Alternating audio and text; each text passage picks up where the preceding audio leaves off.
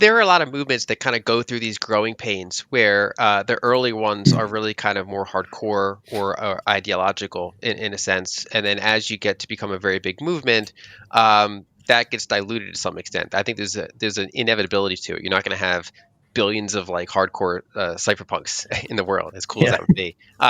And so I think it's natural that it shifts toward a more financial conversation. I think what remains relevant though is you can still grow the pie. I mean, if Bitcoin, for example, gets 10 or 100 times bigger than it was any given like year in the past, you could say, well, maybe cypherpunks are a smaller percentage now, but you can still grow the absolute number of people that are building on Bitcoin, that are interested in those kind of freedom aspects to it, and that are putting it to that use. Hold on to your seats, because the secrets behind the market collapse are crazier than you could ever imagine. The world is being rocked by a financial revolution, and the culprit? Bitcoin. What started as a niche movement among a few die-hard cypherpunks, obsessed with privacy and decentralization, has spiraled into something beyond anyone's wildest expectations. This is no longer just about crypto, it's about a seismic shift in the very foundation of our global economy. Bitcoin's evolution from an underground movement to a mainstream financial powerhouse has been absolutely insane.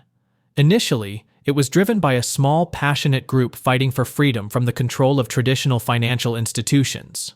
But as the world caught on, something extraordinary happened. Bitcoin exploded onto the global stage, pulling millions into its orbit. What was once just a rebellious idea became a financial juggernaut, forcing everyone, from financial giants to governments, to take notice. Lyn Alden reveals the shocking truth behind this transformation. While the hardcore cypherpunk ethos may be a smaller part of Bitcoin's user base today, the market collapse is directly linked to this very shift. Alden explains that this change was inevitable.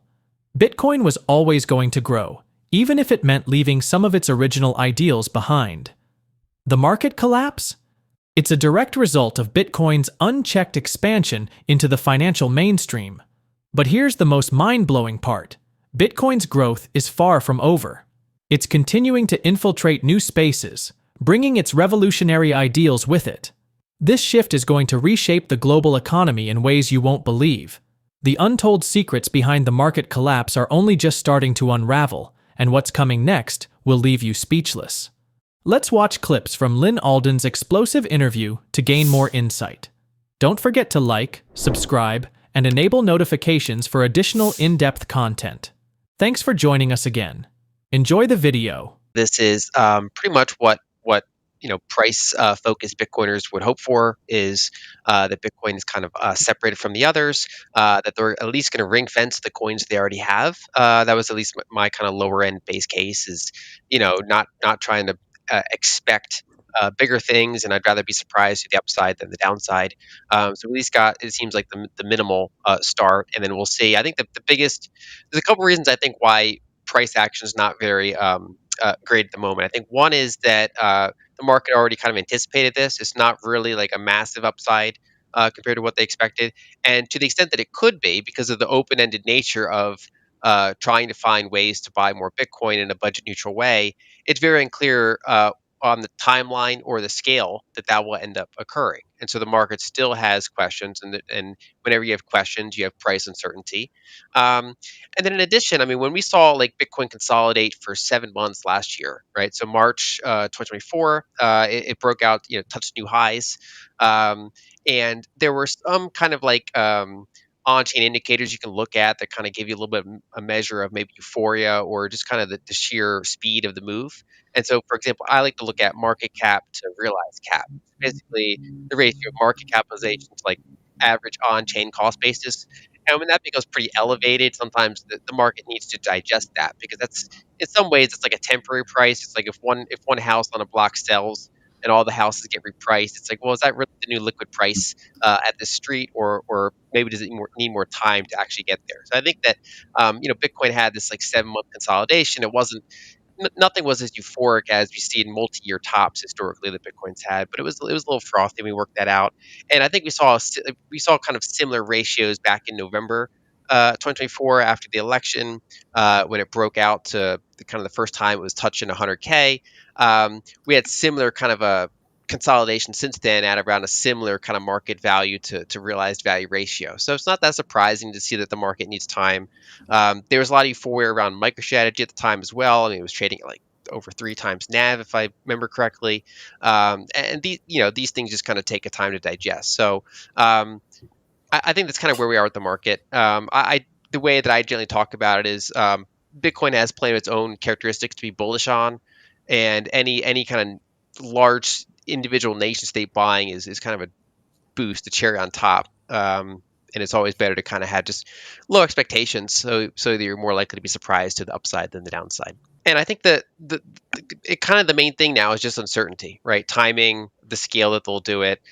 During, right now when they're kind of focusing on these Doge cuts, they are trying to, for example, consolidate properties to some extent to say, hey, we have half-empty buildings. Can we save taxpayer money by, kind of ending these building contracts or selling these properties and consolidating? And then, of course, one can debate, should that go back to the taxpayers or should that go to Bitcoin? And that kind of opens up a whole discussion. And so far at the moment, I think one of the key things that has already been touched on here is that it's just really good advertising. That basically that the United States government, the president, other people high up in the administration are talking about the benefits of Bitcoin and how it's different than crypto. And I think that's very positive. And I think if you're a nation state out there and you're not already kind of front running this a little bit, it's like, what are you even doing? Like, there's like 200 countries out there. It's like, why is there like three that are kind of like publicly known to have some, whatever the number is? And it's like they're basically just telling you right there that it's now endorsed by the one of the two biggest countries in the world. And so I think that's kind of how I look at it. I'd like to see actually more things from the government. Like, everyone's kind of focused on the strategic Bitcoin reserve because it is the most impactful for price compared to other things that the government could do. But I like to give a shout out to other things they could do. They could, for example, make the first $5,000 in like capital gains on Bitcoin per year tax free, which alleviates like accounting issues for people that want to spend it on small amounts without really affecting the way that they get revenue from maybe large traders and things like that. So I think there are kind of like low key things that are quality of life things they could be doing that are good for the asset. Whereas obviously this one gets a lot of headlines because price. When is it going to moon? And so of course that's that's kind of what always captures attention. I'm not a legal expert, but my understanding is that it would require Congress to do kind of to exclude or partially exclude an asset. But they can still lobby for it. I mean, they can push for it. They have, their party is in control, and obviously Right. Trump has a lot of influence on the party, and that probably wouldn't be a core controversial thing, other than the fact that it's not really on most Congress people's like radar. That's not something they really wake up and decide to care about, but it's something that doesn't really hurt anyone. It's got really low impact financially either way. But then there are people that would really benefit from something like that. According to Lyn Alden, Bitcoin is about to turn the financial world upside down, and we're just getting started. As the market grapples with ongoing economic uncertainty, things might seem a bit muted right now, but trust me, the calm before the storm is intense. Bitcoin's value has been consolidating, but the underlying factors, like upcoming policy shifts, are quietly setting the stage for something huge. The market's waiting for that tipping point, and when it happens, it's going to be explosive. Governments aren't sitting idly by either. They're figuring out how to boost Bitcoin's usability, and tax incentives for smaller transactions could be the key to unlocking mass adoption. As traditional financial systems struggle to keep up, digital currencies like Bitcoin are making their move, and governments know they can't afford to ignore it.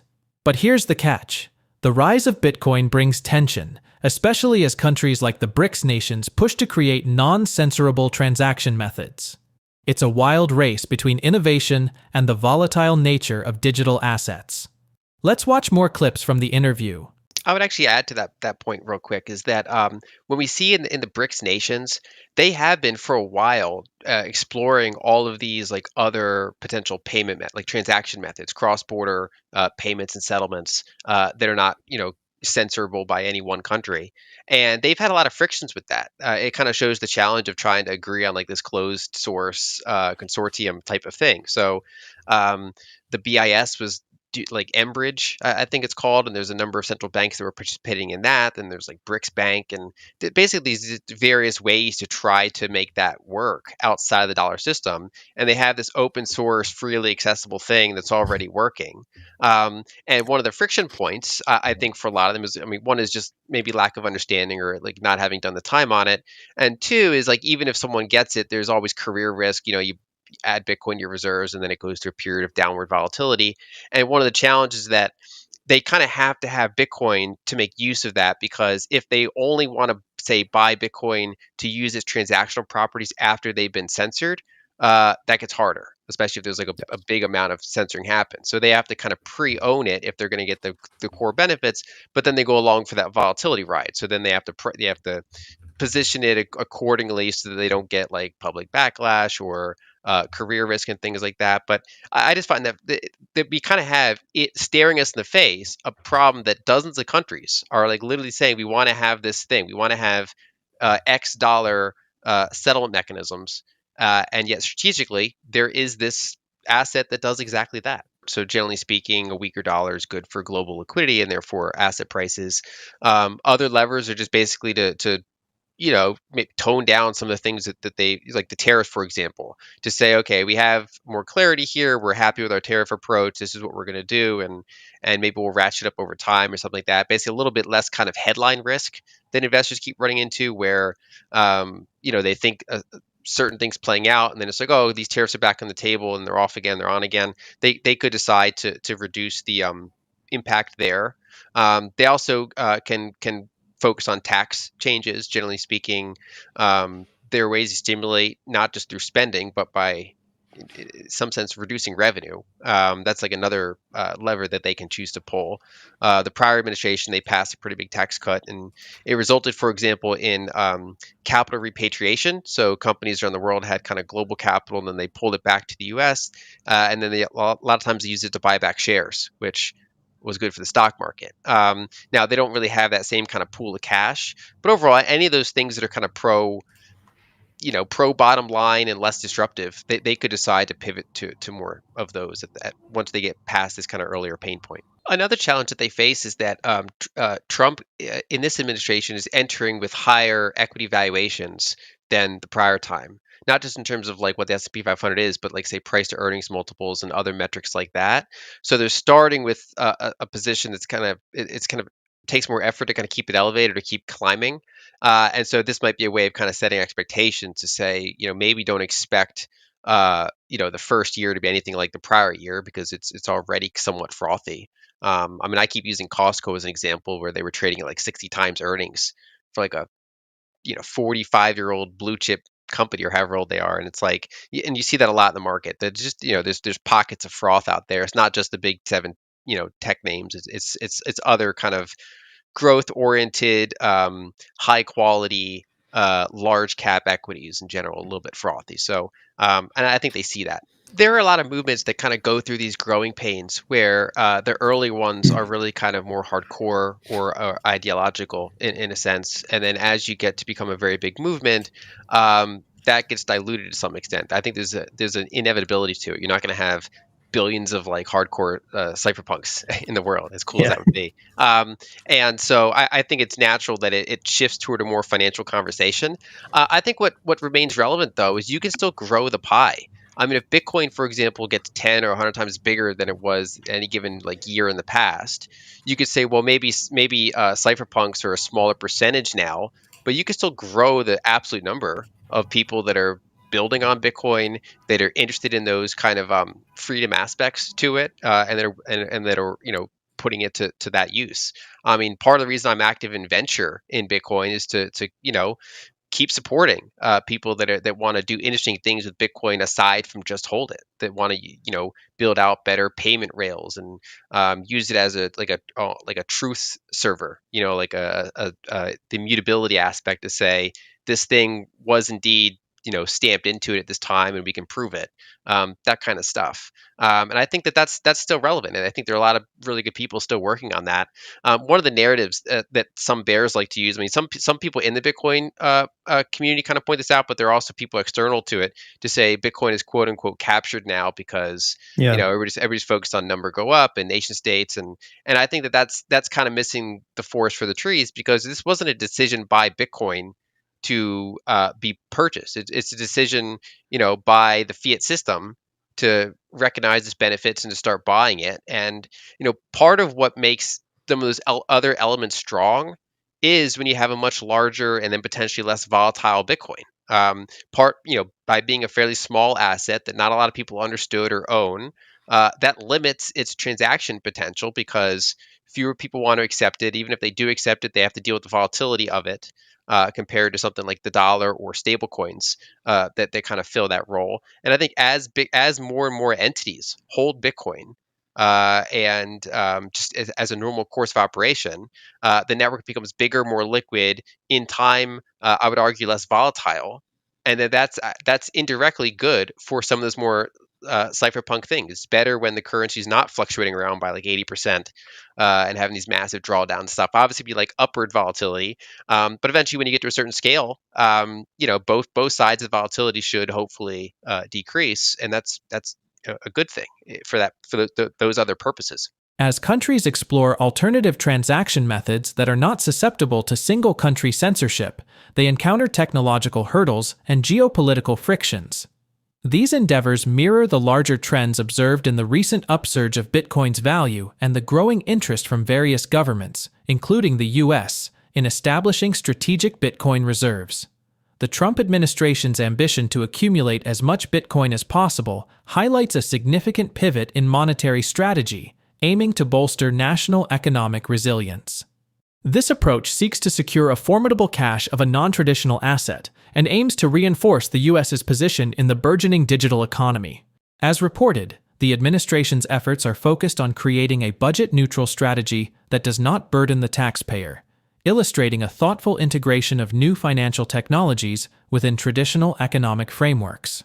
Alden's analysis of these developments points out the delicate balance governments must strike between embracing innovative digital assets and managing the volatility and uncertainties they bring. The strategic accumulation of Bitcoin by the US, alongside other nations' attempts to decentralize financial power from traditional fiat systems, exemplifies a shift towards more diversified, secure, and potentially more democratic global financial systems. These movements underscore the increasing importance of cryptocurrencies, not just as investment vehicles, but as pivotal elements in the future of global finance. As we wrap up, do you believe tax incentives for Bitcoin transactions might influence its adoption and usability? Let us know your thoughts in the comments below. Share this video and hit the like button. Thanks for watching, and don't forget to like and subscribe.